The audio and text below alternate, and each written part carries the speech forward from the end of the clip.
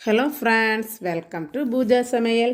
இன்றைக்கி நம்ம கிச்சனில் பார்க்க போகிறது சூப்பரான ஒரு ஈவினிங் ஸ்நாக்ஸ் ரெசிபி தான். இதை எப்படி பண்ணலான்னு பார்க்கலாம் வாங்க. இது பண்ணுறதுக்கு ஒரு கடாய் எடுத்துக்கோங்க. கடாயில் கொஞ்சமாக எண்ணெய் விட்டுக்கோங்க. எண்ணெய் காஞ்சதும் கொஞ்சம் கடுகு போட்டுக்கலாம். கடுகு இப்போ நல்லா பொரியட்டும். பொரிஞ்சதுக்கப்புறமா கொஞ்சமாக கருவேப்பிலை கிள்ளி போட்டுக்கோங்க. கருவேப்பிலையும் பொரிஞ்சாச்சு. நம்ம பொடி பொடியாக கட் பண்ணி வச்சுருக்க வெங்காயத்தை இப்போ நம்ம இதில் சேர்த்துடலாம். சேர்த்து இது வதங்குறதுக்கு கொஞ்சமாக உப்பு போட்டுக்கோங்க.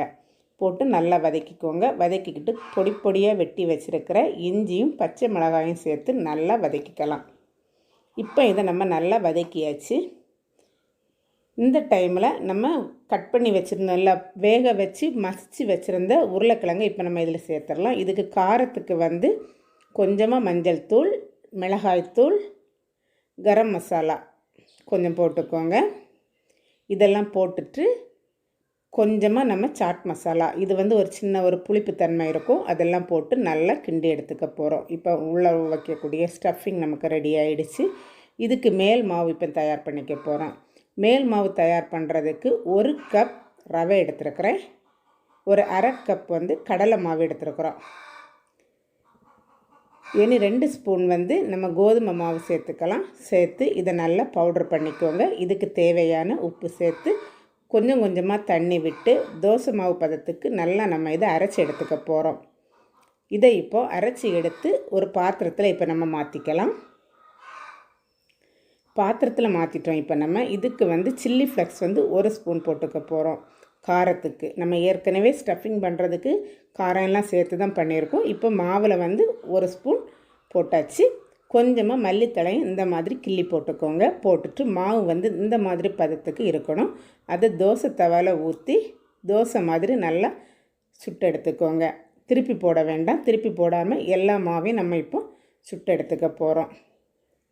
மாவெல்லாம் சுட்டு எடுத்துட்டோம். இப்போ நம்ம இனி இதில் ஸ்டஃப் பண்ண வேண்டியது தான்.